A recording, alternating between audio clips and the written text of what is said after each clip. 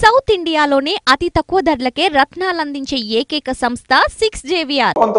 కానీ అవినాష్కి అలవాట్లు ఉన్నాయా? అవినాష్ ప్యాక్ ఆడతాడా? అవినాష్ బెట్టింగ్ చేస్తాడా తెలియదు, కానీ అవినాష్ చేతులకు రాడ్లు ఇచ్చి పిల్లల్ని పార్టీ ఆఫీస్ మీద పంపిస్తాడంట. సార్ ఒకరు సార్ మీరన్న ప్యాక్ ఆట నాకు ప్యాక్ పట్టుకోవటం కదా, బెట్టింగ్లు ఎలా ఆడతారో తెలియదు. ఇంకోటి ఏదో అన్నాను, ఓన్లీ రాడ్లు పట్టుకోవడమే వచ్చా? ఇప్పుడు జగన్మోహన్ రెడ్డి గారు అనే వ్యక్తి మా ముఖ్యమంత్రి గారు, ఈ రాష్ట్రానికి ముఖ్యమంత్రి గారు. మీరు రాజకీయంగా విమర్శించండి, మీరు రాజకీయంగా విమర్శించండి, మాకు ఎటువంటి అభ్యంతరం లేదు. కానీ ఒక ముఖ్యమంత్రిని పట్టుకుని బోసిడిక్కి అని చెప్పి తిట్టిన తర్వాత దాని అర్థం చెప్పుకోలేని భాషలో ఉంటుంది. ఆ విధంగా తిట్టి వైఎస్ఆర్ కాంగ్రెస్ పార్టీ నాయకులు కార్యకర్తలు ఎందుకు రియాక్ట్ అవ్వరు?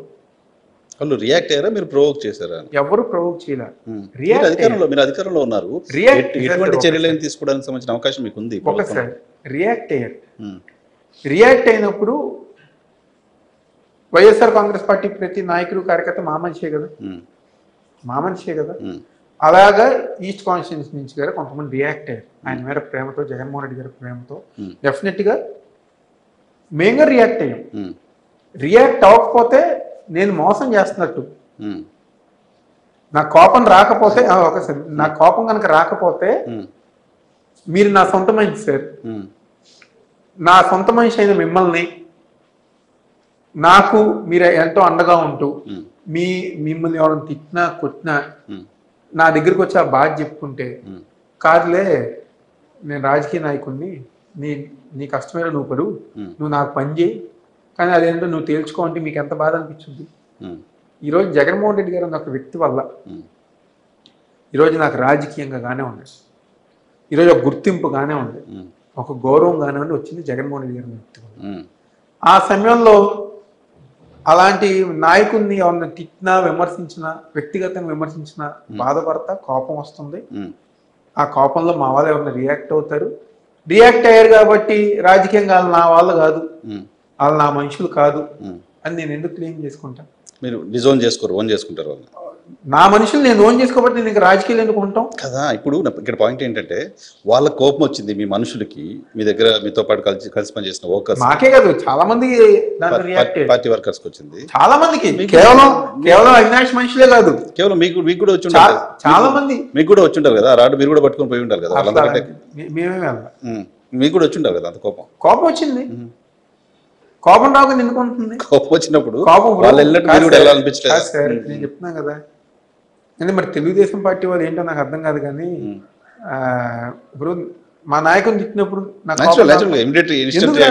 గుర్తింపు వచ్చింది. ముఖ్యమంత్రి గారు అన్నారుగా బీపీలు రాకుండా ఉంటాయా మా వాళ్ళకని.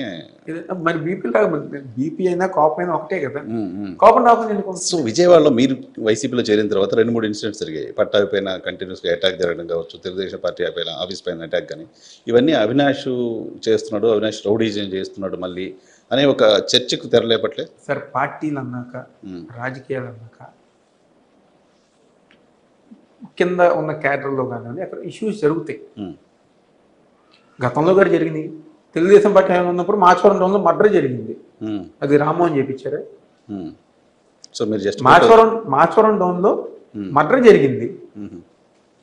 ఈ విజయవాడ చరిత్రలో సరే గొడవలు ఉండొచ్చు, ఇష్యూస్ ఉండొచ్చు, అదేంటంటే పార్టీగానో లేకపోతే వ్యక్తులుగానో కుటుంబాలుగానో ఉంటాయి. కాల్ మనీ సెక్స్ ర్యాకెట్ లాంటిది. ఎవరన్నా అప్పిస్తే వడ్డీల మీద వడ్డీలు వేసి నువ్వు కట్టకపోతే మీ ఇంట్లో మీ అమ్మాయిని పంపించని చెప్పింది ఏ ప్రభుత్వంలో జరిగింది? ఆ రోజు వచ్చిన ఆరోపణలు ఉన్న వ్యక్తులు ఎవరు? రామ్మోహన్ కాదా? దానికి ఏం సమాధానం చెప్తారు? సో ఇష్యూస్ ఉంటాయి సార్. నేను చెప్తాను కదా, ఇందాక చెప్తాను, పొలిటికల్ పార్టీస్లో ఉన్నప్పుడు మనకు తెలుసో తెలియకో కింద ఉన్నాళ్ళు ఎక్కడో చేత ఆవేశం మమ్మల్ని విమర్శించినా, లేకపోతే మా నాయకుడు జగన్మోహన్ రెడ్డి విమర్శించినా మేము రియాక్ట్ అవుతాం. అటుపక్క తెలుగుదేశం పార్టీ వాళ్ళు విమర్శించినా వాళ్ళు రియాక్ట్ అవుతారు. ఆ ఇష్యూస్ వల్ల కేవలం ఆ ఎమోషన్ 1 రోజు 2 రోజులు ఉంటుంది. సమాజానికి ఇబ్బంది ఏం లేదు. సో ఆ కొట్లాట్ల కంటే కాల్మనీ సెక్స్ రాకెట్ అనేది మోర్ డేంజర్ దాన్ జీవితాలు నాశనం చేస్తున్నారు అక్కడ. ఎమోషన్స్ గొడవలు అంటే ఒక రెండు వ్యక్తుల మధ్య జరిగేది అంతతో అయిపోతుంది. ఆ ఒక రోజు ఉంటుంది, 2 రోజులు ఉంటుంది. జీవితాలు నాశనం చేస్తున్నారు, మహిళల జీవితాలు తారుకుంటున్నారు. 5 సంవత్సరాలు తెలుగుదేశం పార్టీ హయాంలో కాల్మనీ సెక్స్ ర్యాకెట్ తో మహిళల జీవితాలు తారుకున్నారు. దానికన్నా ఈ చిన్న చిన్న ఏమన్నా దారుణమా? దానికంటే చిన్నదే కావచ్చు, కానీ మీరు కమిట్ అవుతున్నారు. ఏమని సార్ మీ మనుషులు చేశారు. పార్టీలో ఉన్నప్పుడు ఈస్టే కాదు ఏ జిల్లాలో అయినా చిన్న చిన్న సంఘటనలు జరుగుతాయి. ఈ రోజుకి కానీ నేను ఒకటి చెప్పుకుంటాను సార్, నాకు ఏ విషయం మీద కోపం రాదు, నాకు అసలు ఏ విషయం మీద కోపం రాదు. కానీ మా నాయకుడు ముఖ్యమంత్రి జగన్మోహన్ రెడ్డి గారి మీద మీరు విమర్శలు చేయండి, రాజకీయ విమర్శలు చేయండి, మాకేం అభ్యంతరం లేదు. కానీ వ్యక్తిగతంగా కనుక విమర్శలు చేస్తే మాత్రం డెఫినెట్గా మాకు కోపం వస్తుంది, దానికి ఎటువంటి సందేహం లేదు. నేను ఓట్ల కోసం సీట్ల కోసం నాకు కోపం రాదు అని నేను చెప్పను. నాకు ఇంకా వేరే విషయంలో మీరు నన్ను తిట్టినా నాకు కోపం రాదు, నన్ను విమర్శించినా కోపం రాదు, నన్ను తిట్టినా నాకు కోపం రాదు. కానీ మా ముఖ్యమంత్రి జగన్మోహన్ రెడ్డి గారిని కానివ్వండి, ఆయన కుటుంబాన్ని కనుక విమర్శిస్తే మాత్రం, లేదా వ్యక్తిగతంగా మాట్లాడితే మాత్రం డెఫినెట్గా నేను రియాక్ట్ అవుతాను.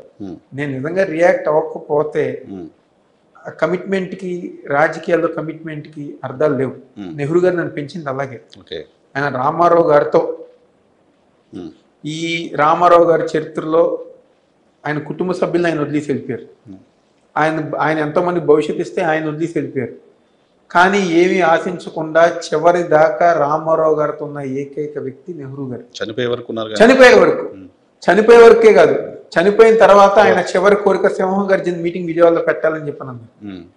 అది ఆయన భుజాన్ని మీద వేసుకుని రామారావు గారు చివరి మీటింగ్ గారు చనిపోయిన తర్వాత గారు ఆయన బాధ్యత తీర్చిన ఒకే ఒకరు నెహ్రూ గారు.